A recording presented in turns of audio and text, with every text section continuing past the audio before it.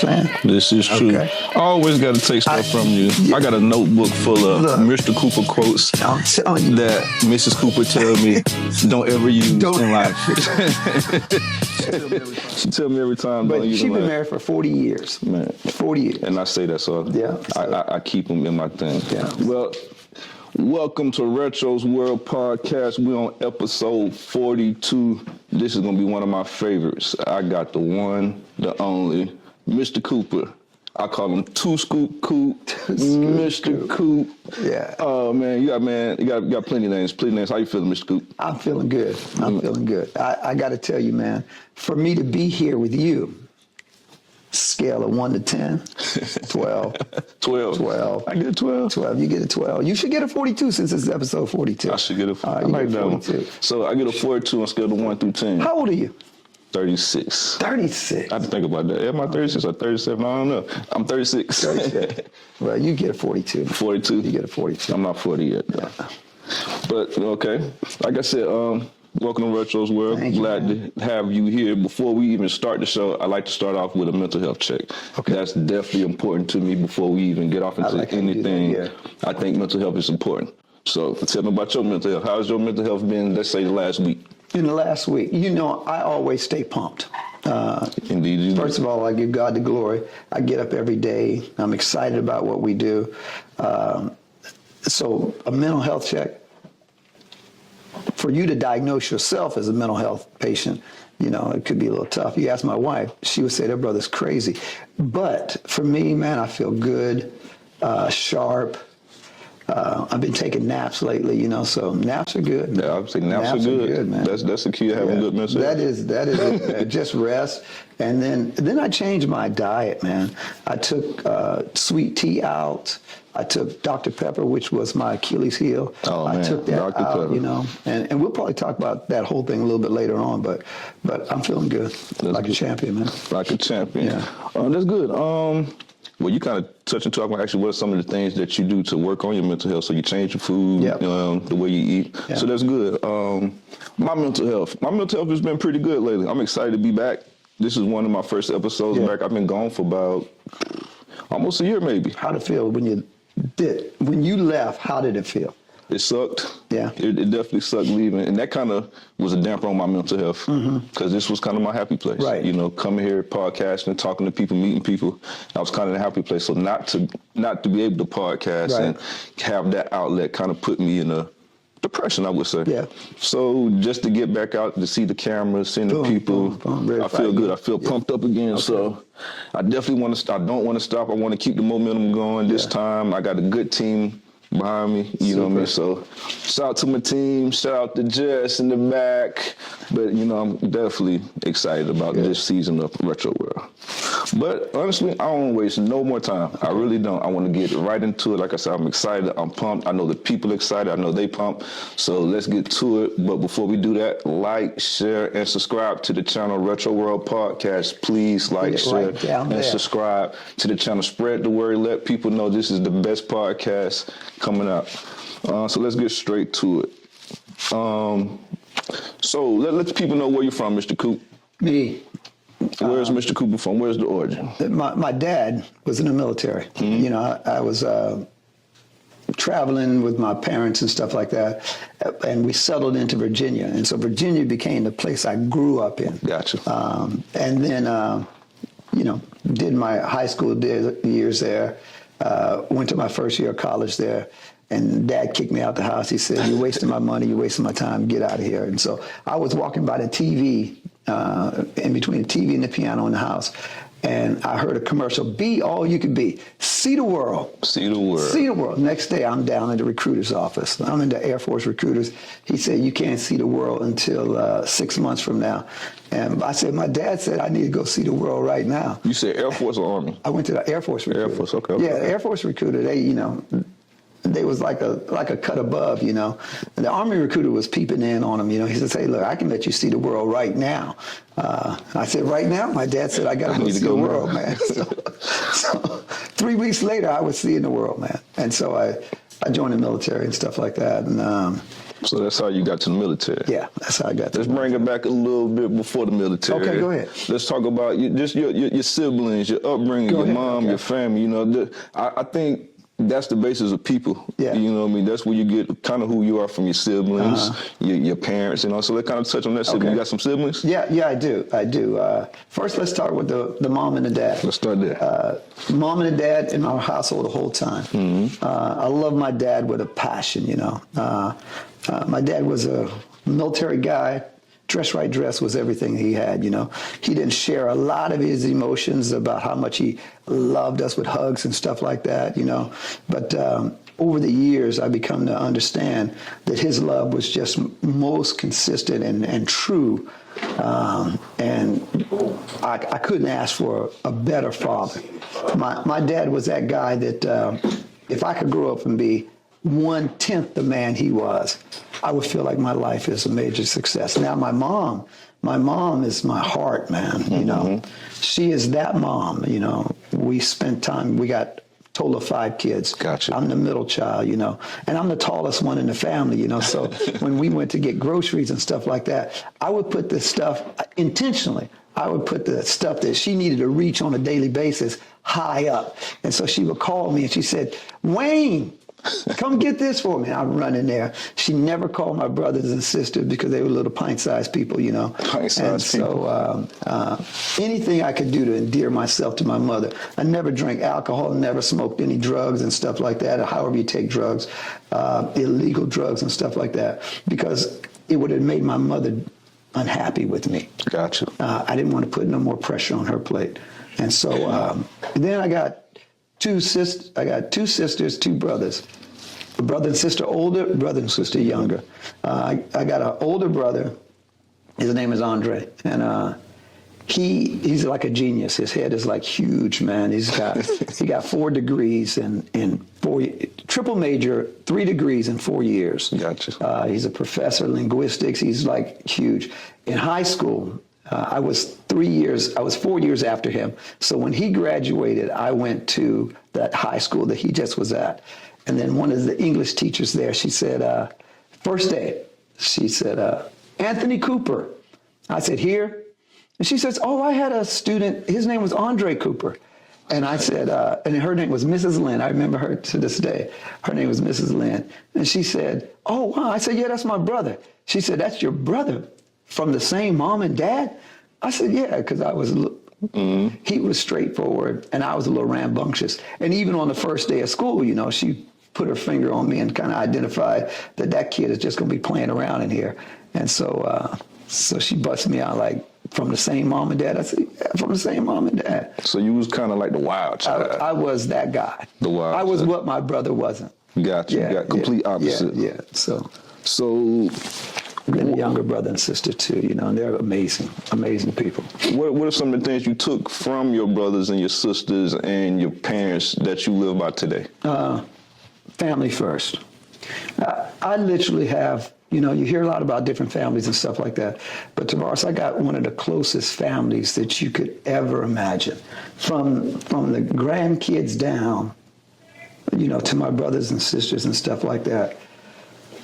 No hate, no stabbing. Everybody wants to be mom's number one. My dad passed away about 10 years ago. But everybody wants to be mom's number one kid, you know, so there's always that banter back and forth, you know, to say, yeah, mom loves me more, but I know mom loves me more. Yeah. I got you. Yeah. We took that, a close-knit family we are. Strangely enough, you know, on the political spectrum, you know, half of them are on one side and half of them on the other side, you know. Gotcha. But that doesn't come between us, man. Family first. You know, when my older sister died, when my dad died, you know, my dad was such a great guy that when he passed away, Tavares, he had everything laid out, man, from the will to who was going to do what. One thing that impressed me that he left, he's got 3 sons, me, my older brother, my younger brother. He left us all the same message in a letter. We all had our individual letter. It was in his drawer. And he says, your mother shall want for nothing. If she ever asks for anything, I set her up so she don't have to ask for nothing. But if she asks you, you do it. You got to do it. It's done. And, so that impressed me, man. That kind of chokes me up a little bit. So let me recover myself. But now I can kind of tell just off the, being around you, your family, your daughters, your grandchild, Roman, I could tell that's where it comes from, because you guys are real close-knit, tight, you know what I mean? You can snick a butter knife through, so I definitely can see that, you coming from that. So let's fast forward. Let's go. Okay. Let's get to the Army now. Okay. Because you took me to the Army. You got me in the Army. What you said, you seen it on the TV. Yeah. You seen it on the TV. You went to the recruiting station. The recruiter, you said, I need to go now. That's right. So the Army took you. They took me. They took you in. You became a what? What's your MOS? At that time, it was a 93 Juliet air traffic controller, radar controller. They had 93 hotels, 93 Juliets. What's that? What's air traffic control. One was a tower controller and one was the radar controller. For the people who don't know, because I really don't know. Gotcha. For the people who don't know, can you kind of explain what was your job? And so an air traffic controller is clearly the guy or the woman who is in the control tower, and they're directing the planes to taxi to the runways, to clear them for takeoff, to clear them to land, to separate them en route to the next airport destination, to hand off with different other facilities. And people say that's a stressful job, but it was relative. Giving God the glory, I was good at what I did, right. And I love what I did. And then when I got out of the military, I'll go back to the military. But when I got out, it paid very well on the outside, And so that's what I did for 11 years in the military. Got the chance to see the world. 11 years? 11 years. 11 great years. 11 great years in the military. 11 great years. I wouldn't trade nothing. Man. So you said 11 years in the military. Yeah. So what are some of the things, like, what is that a dangerous job? Like, could it be dangerous? Only for the people if you wreck the planes. For the people? People on the planes, because, what you do as an air traffic controller, really you separate aircraft. Right. You sequence and you separate. That's the name of the game. And so if you kind of think of a video game or something like that, where you can't let two planes come together, we have a lot of redundancy built into air traffic control. Guys going west go to one altitude, guys going east go to another altitude. So you always have altitudinal separation, Gotcha. But strangely enough, as guys climb through altitudes to get to their assigned altitude of 21,000 feet or whatever, you got to climb through an altitude, and the guys got to go this way. So there's potential. And when I came in, we had what was called non-radar, and so we weren't able to see the aircraft. We just had checkpoints that the aircraft had to go to. So you tell the aircraft climb and maintain 10,000, report over a certain fix. And when that guy got to a fix, you knew what time it took at his flight speed to get to a particular place. And then we had radar, but you had to practice non-radar. So if the equipment went down, you know how to handle that stuff like that. So I guess you could say, God forbid something like this ever happened. If a plane or something do crash or hit each other, it's the traffic controller fault for not really. There's a lot of things that can happen. If two planes crash, 10 things went wrong. Gotcha. Yeah, 10 things got to go wrong because there's such redundancy built in. The pilot has to make an error. The supervisor wasn't watching. The controller was playing around. 10 things literally have to go wrong because we have so many alarms set up. So when two planes get close together, alarms go off, beep, beep, beep, beep, beep, beep, beep, and then flashing lights go on, So if they crash, everybody get fired. Yeah, everybody needs to get fired. Everybody needs to get fired. Especially in this day and age, man. Definitely. With all the technology we have. And you hear about a lot of near misses and stuff like that. Near misses, it makes your butt pucker. Gotcha. You're sitting on a scope, you got 200 people on one plane, you got 180 people on another plane, you got a near miss. Somebody's butt got to get fried on that. I can definitely, man. And right now, you hear a lot of air traffic controllers. Oh man, we're working too hard. It's so stressful. I'm gonna let the cat out the bag. When we go to work, we work 8 hours, but we only work 3 hours a day.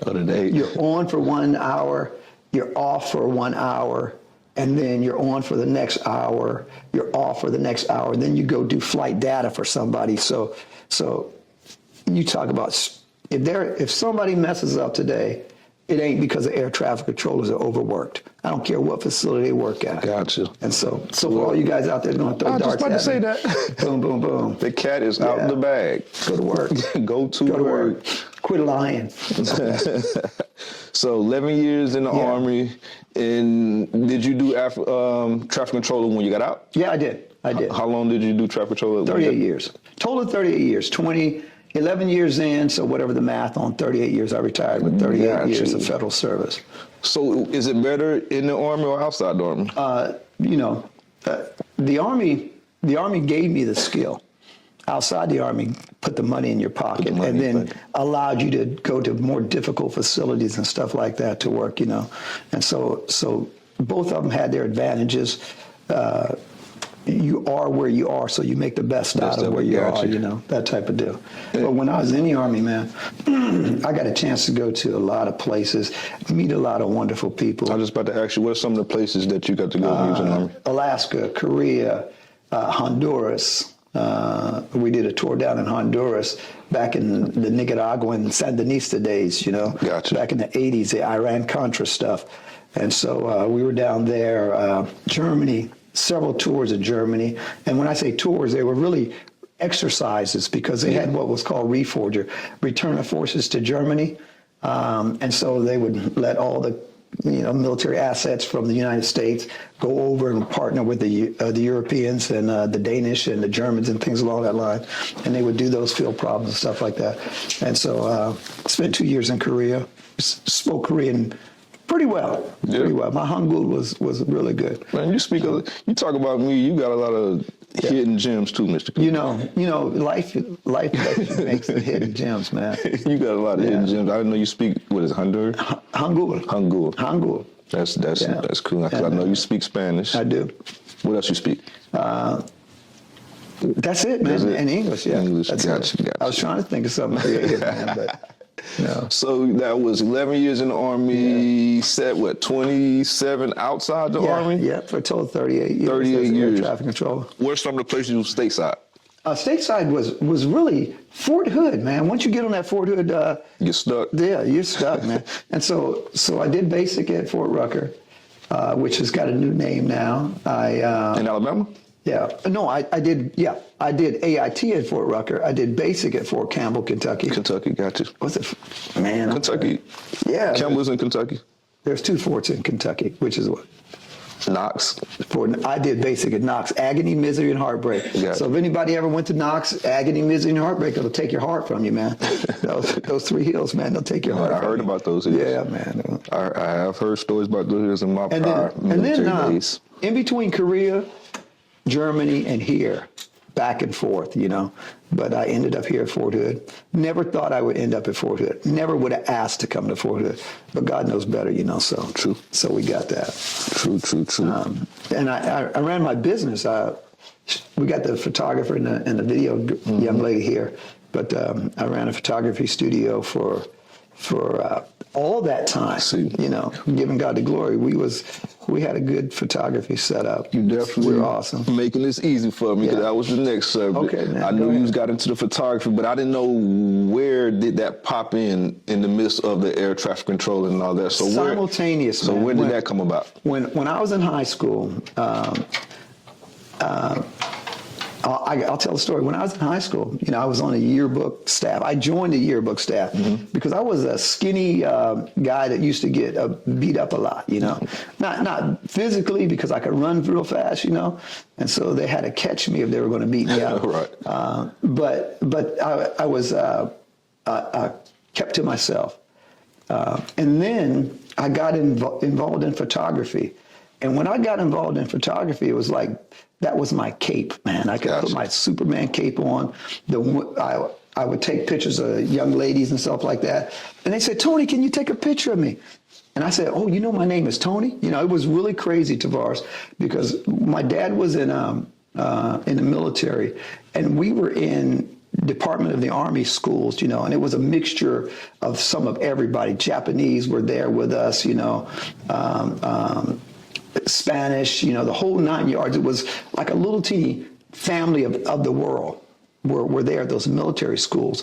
And then when my dad retired, we got out in the community and we went to schools that was kind of segregated, Gotcha. It was black, a lot of blacks at there, a few whites and stuff like that. And I never knew I was black until my dad, we got out of school, you know. We didn't see colors. And so when we got out of school, it was like, wow, there's a lot of black people here. And they were very aggressive. It was like, wow, these people are aggressive. And so the only people I could hang with was like the nerds, man. And they also ran. So I was in that little group, man. But when I got with my camera, it was like I was somebody with my camera. Gotcha. And so that helped me shape my relationships going forward with people. Yeah, that was it. Makes sense. Yeah. So how did the photography thing go? How did it pan out? It was excellent. Excellent. You know, anything I put myself to, my mom said this. She said, whatever you do, do your best. Do your best. She didn't say be the best. She said, just do your best. And so for me, I would just strive to do my best. It took a lot of pressure off me because I wanted to always be the best. I'm unlike you, man. I can't run a 4.5. I can't shoot 3-pointers from anywhere on the court. All that stuff like that. But so I had to work extra hard. Gotcha. And so for me, when we did photography, my wife ended up being the manager and stuff like that. But I was schooled at lights. I was schooled at posing. I was schooled at relationship building. I was a technical photographer and a creative photographer all in one. You know, I could see light and understand what my aperture needed to be at, what my film speed needed to be at that time. And I could shape light on film, because I grew up with film and stuff like that. So I could shape light and create the mood that light gives you. With the absence of light, there is no image. Gotcha. And so, you know, with the Bible, God said, let there be light. And that's the first thing he said, let there be light. And so in photography, there has to be light. And so my mentor at the time, he said, you have to be a student of light. And we would get out there, Tavares, at in the daytime, and we would just sit without a camera and watch where the sun was in the summertime, how it crossed the sky, where it laid shadows down at, how it was on cloudy days. For 2 months, we were out with no camera, just looking at light and how it refracted. Understanding the light, gotcha. Yeah. And so that was huge for me. That's definitely dope. That's definitely dope. So we went from Army to photography. Now where we at present day with Mona Me's Caribbean Flavor Ice, the best, coldest confectionery in the world. And that's huge. It is. It's definitely huge. Being brought into this process, I definitely believe in it.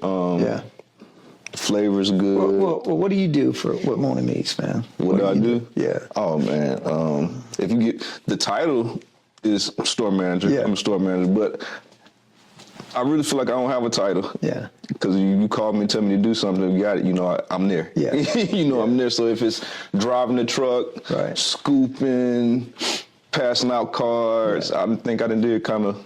You did it all. Oh, you know, really. We've had a blast. We definitely had a blast. So for the people who don't know, the fans who don't know, what is Mona Me's Caribbean Flavor Ice and where did that come about? Mona Me's Caribbean Flavor Ice is a creation of mine. I did a lot of things in my time. Air traffic control photographer. We made customized compression sleeves. Mm-hmm. You know, I've done a million things. And my dad was saying, hey, son, do 3 things. Don't do 10 things. Do 3 things so you could do 3 things good. Okay. And so one was photography. One was hopefully being a good husband to my wonderful and beautiful wife. I love you, girl.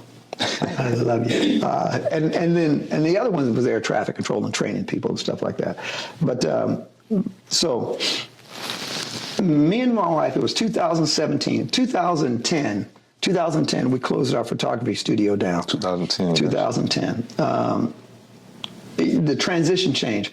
Apple in 2008 or something came out with the iPhone, whenever the iPhone came out. And then there was iterations of phones after that. And the phones were getting better and better as far as taking people's pictures and stuff like that. And in image making, it isn't, you know, I talk about the perfection of light and things along that line.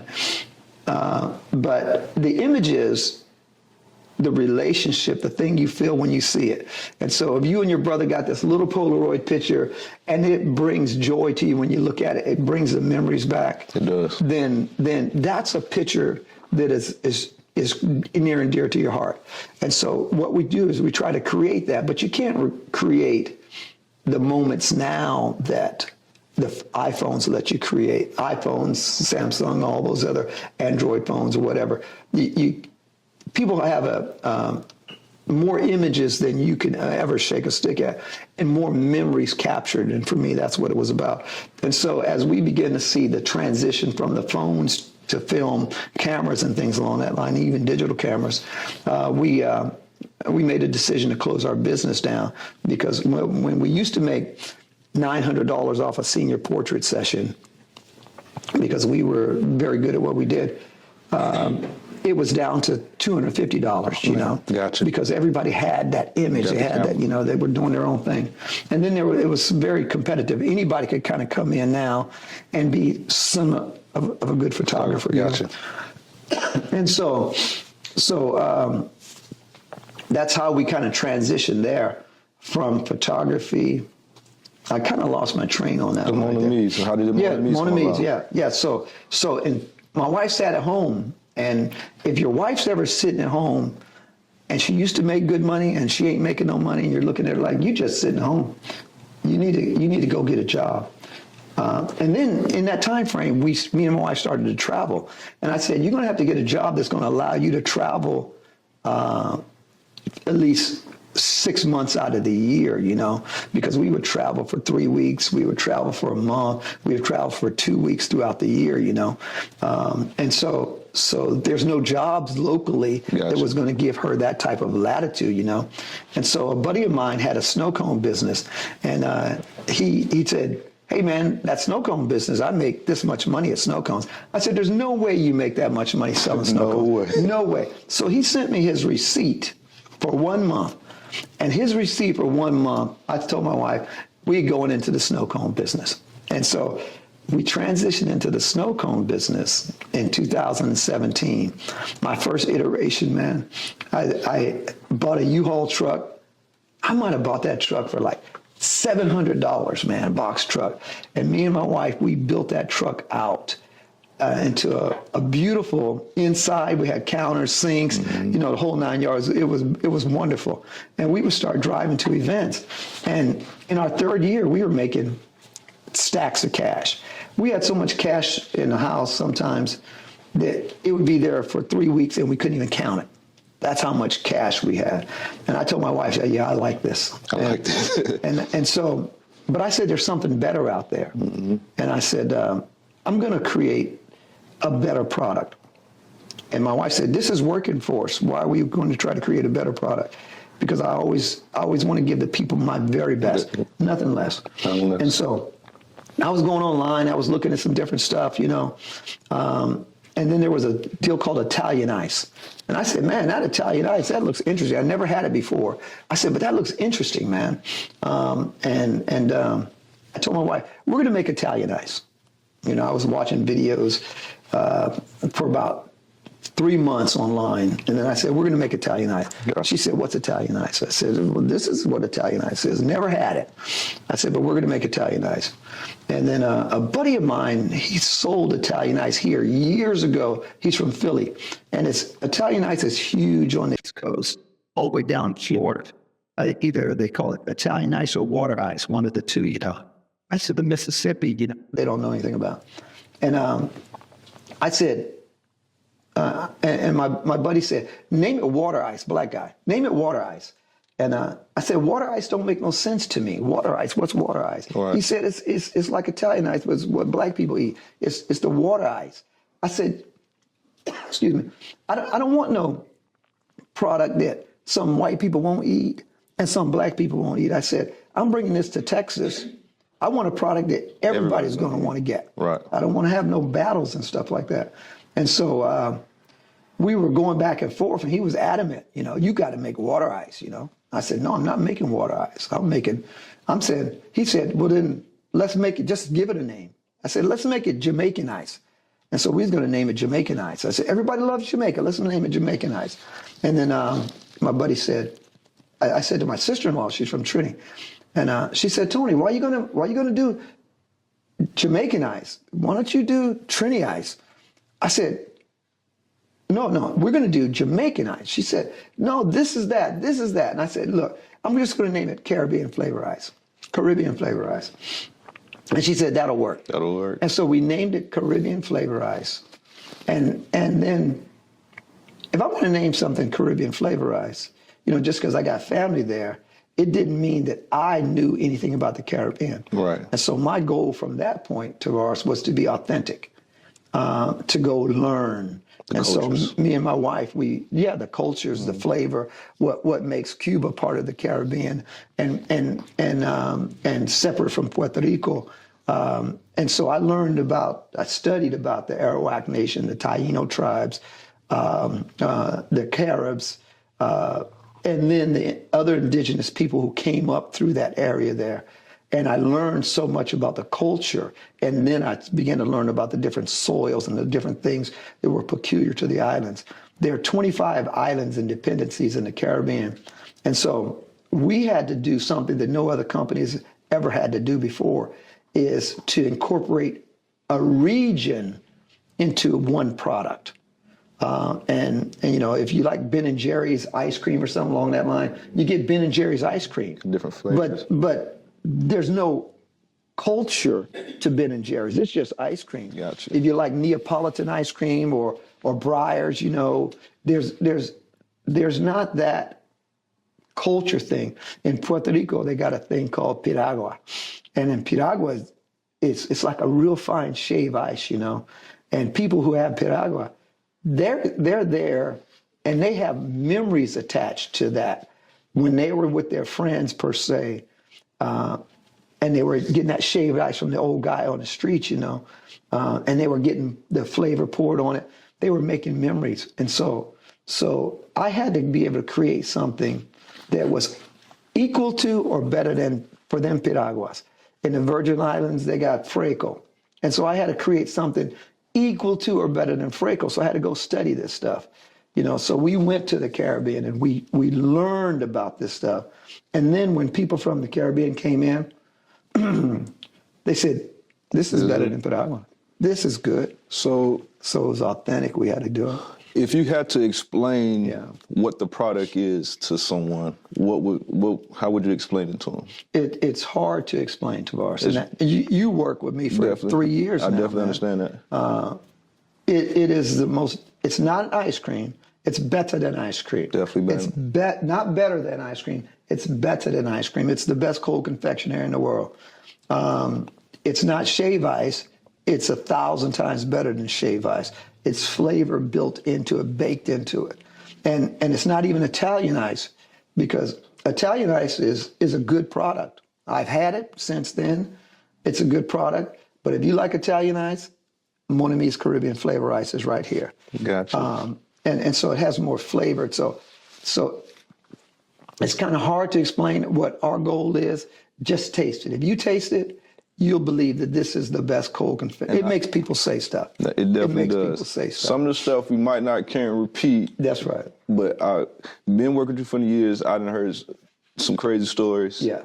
Been involved in some crazy situations behind the ice. We're honored, man. We're honored to be able to do this. And it's a gift from God. We make all our own flavors. We make all our own flavors. We put real fruit in it. Real fruit, yes. And so, and we didn't have any basis. So when we brought Mon Ami's Caribbean Flavor Ice here, the hardest thing was convincing people what it was. People thought it was shave ice, or it was Italian ice, or something like that. And they would go to what they were familiar with. And I was glad when the Italian ice stuff started coming this way, because all I had to do was say it's better than Italian ice. True. And then people say, it's better than Italian ice? So they try it. And it's better. It's better. So what's some of the flavors, if you could recommend 3 good flavors to the people? Wow. If they had a choice. You're going to limit me to 3? Give them, I say that all the time. Okay. I tell people only pick 3, because if you taste all of them, then you're going to be confused. That's right. Pick 3 and come back the next day and pick Montserrat mango. Award-winning. Award-winning Montserrat mango. And You were the cause. Let's enter that in the contest. Let's enter that to the contest. And so the Montserrat mango, and the Montserrat mango, we talk about that because there's an island in Montserrat, and the soil, the volcanic soil, creates some of the best tasting fruit that there is because it's rained on and it's fresh.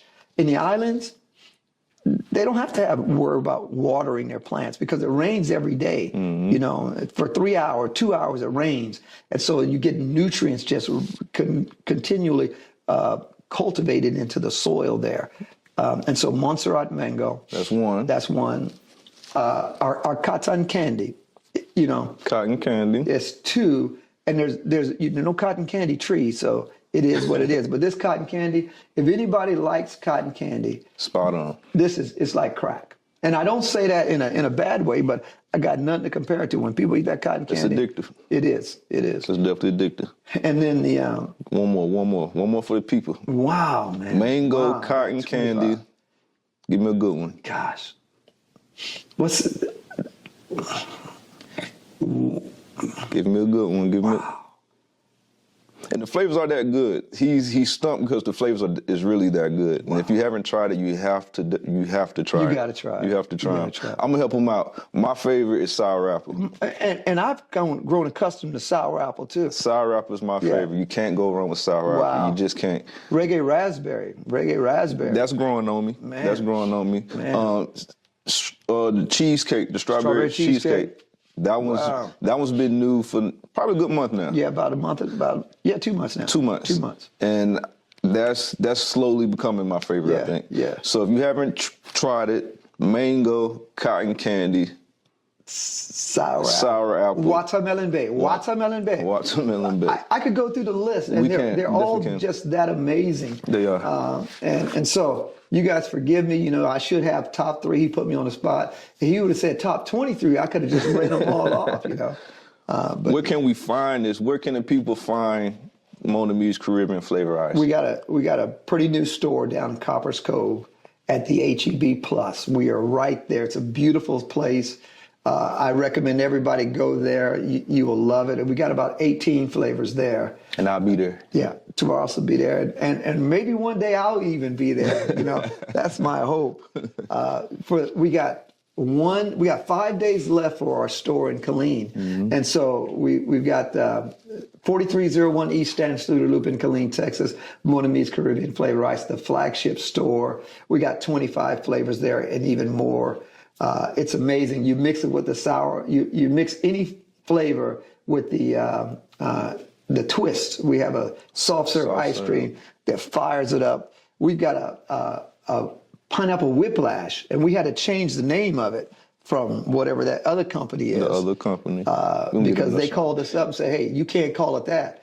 And our stuff was better than their stuff. And their stuff was pineapple, that company that... If you know, you know. If you know, you know. And ours was better than theirs. So the stores, but where can we find it? You said HEB? HEB Plus, but I got trucks. You got trucks. What about the trucks? I got Caribbean Queen. And the Caribbean Queen, that's probably the most popular dessert truck in Central Texas. I agree. It's everywhere. I definitely agree. I drive it like a car. He does. I drive it like it's a car. You guys have seen it out there. Like it's a blue. NASCAR. It's got a very good display on the side of it as far as our wrap is concerned. You guys have probably seen it. You can call us at any time or go to our Facebook page, like us there, Instagram, Facebook, whatever it takes. And we're going to be delivering Caribbean Flavor Ice to you guys this winter. But to the doorstep? To the doorstep. Oh, he's coming to the doorstep. I'm coming to you. I'm like Mr. Rogers. That's right. You call me up, 30 minutes up. Not really 30 minutes. You know, depends on where you live at. But I'm there. And so for anybody who has heard about it or haven't heard about it, you got to try Mon Ami's Caribbean Flavor Ice. It is, without a doubt, giving God the glory, the best cold confectionery in the world. Guaranteed. It definitely is. And like I said, I'm not just saying that because I work with them and I work at the company. It's really that good. I was just telling a lady the other day, the award-winning mango. Yeah. I'm not a mango fan at all. But when I tasted it, like, this is not bad. And she felt the same way. I don't like mango. I don't like mango. Just taste it, ma'am. She walked out of there with 3 scoops mango. Man, it's a converter. She walked out with 3 scoops mango. So like you said, man, it's the best cold confectionery in the world. If you in the Killeen, Corpus Cove, Texas, if you're in Texas, we've been rolling down in Houston. I was just about to We've say been rolling that. down in Houston. I was about to say we're bigger than Central Texas. Yeah. If you're just in Texas, if the money's right, if the numbers right, Yeah. I'm pretty sure We can get that truck down there. he'll get the truck to you. And we're putting another truck on the road. How many trucks? It'll be total of 2, Big Booty Judy. Big Booty Judy. And it's really a bus. We're calling it a truck. We're going to call it a mobile unit. But it's Big Booty Judy. And we call it Big Booty Judy because in the Caribbean, big booties are in. Okay? And we don't say that. We don't say that to slight anybody, to say anything about it. But that's just that nature of the Caribbean. It's salsa. It's reggaeton. It's, man, I got to tell you, it's bossa nova. It is bamba, you know, it's the music. It's what our goal, Tavares, and thank you for having me here. Our goal is to capture the essence of the beauty of the Caribbean. But in the process, people from Hawaii have said, hey man, this is ours. These are our flavors. People from the Philippines, hey, no. You guys don't own mango. This is our flavor. And when they taste that mango, it takes you back to the Philippines. It takes you back to whatever the capital of the Philippines is. It takes you back to Thailand. It takes you even to India. Mango is the fruit of the kings. It is almost the #1 fruit in the world. And there's like 100 different types of mango. Gotcha. And we make our mango, there's 5 weeks that mangoes are excellent. 2 weeks before they're mature, 2 weeks after they're mature, they're very good. But in that 4-day period of maturity, we make our mango at day 2.5. That's what it tastes like. The perfect mango. Perfect mango. Perfect mango. Gotcha. None better. And I don't want to get all hyped up on mango because pina colada, man, our pina colada is fire. It is. Fire. All of them. All the flavors. Like I said, man, we have 25, 26 flavors? Yeah. Man, and look, I can make a collard greens, man. Oh, man. I could make a... We're not going to go that far. Yeah, we ain't going that far. We tell him all the time, don't go that far with the collard greens. Yeah, I could make a collard We greens, don't want no collard green flavored ice. you guys write into Tavares. We don't want... Retro. Let Retro know. We don't want... no, we don't want it. Yeah. I'm doing that for Mrs. Is Cooper. that right? Because I know she's in the background. Yeah, no. Yeah, she is. She is. We don't want it. We're getting towards the end. If there's anything you would like to say to the people to let them know, you know, who you are, what you got going on, just to sum it up, you know, where to follow you, the whole thing. If I had anything to say to the people out there, it wouldn't be about Mon Ami's Caribbean Flavor Ice. It would be about the quality of your life and the people you love. Because everybody's going to have Caribbean Flavor Ice. It's going to be world renowned. Gotcha. Yeah. And so Royal Caribbean, if you need to contact us and you're watching, I know you are. Everybody watches Retro. Royal Caribbean, if you need to contact us, you go ahead and contact us. We'll put it on the ship. But we live in a crazy world, brother. This is crazy times, man. And I'm a God guy. I'm a God guy first. And so if I was talking to anybody out there, I said, you know, if you believe and trust in God, believe and trust in God in these days right here.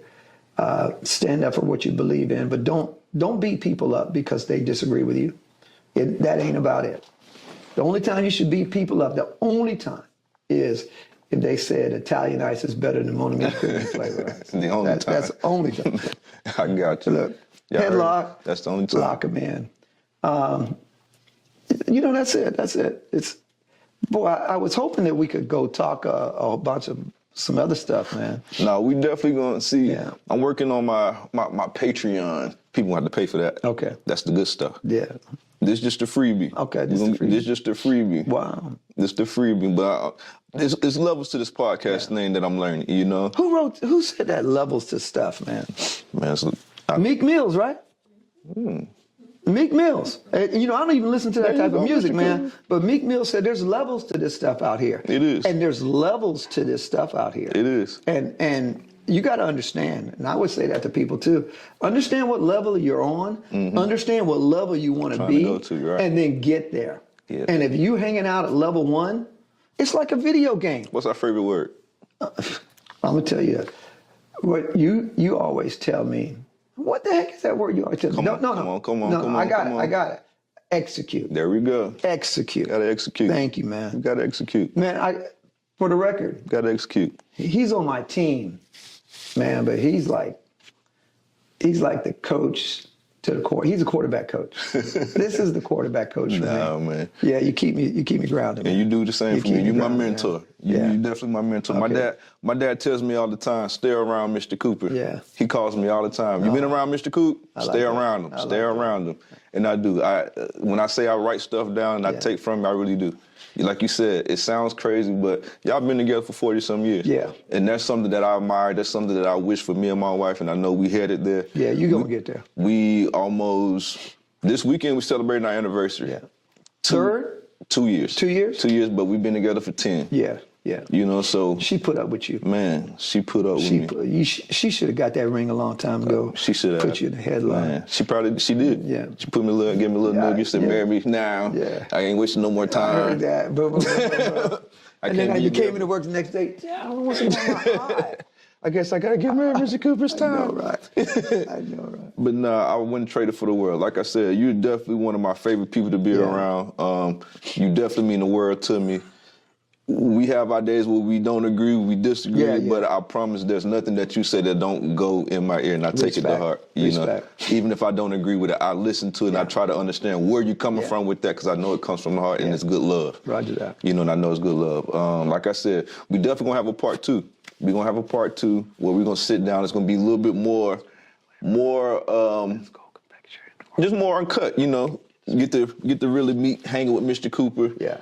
And How much time we got left? we ain't got no more time. We got no left. more time? No more time. We with out? Mr. Cooper. We gotta be out. We gotta There's be music. There's music going right now. out. I don't know. We're gonna figure that out. You remember? I got you remember on what's that show? The Apollo Theater. They bring that little hook out. Oh yeah, the Sandman. Yeah, pull you off the stage. It's time to go. Yeah, time to go. But nah, we definitely have fun. I definitely have fun. Retro World, episode 42. 42. We're going to call this one The Man Behind the Flavor. Yeah, yeah. Because you are the man behind the flavor. One team, one fight. One team, one fight, Mr. Yeah. Coop. I appreciate it. Real talk. And that's it. See you next time. One team.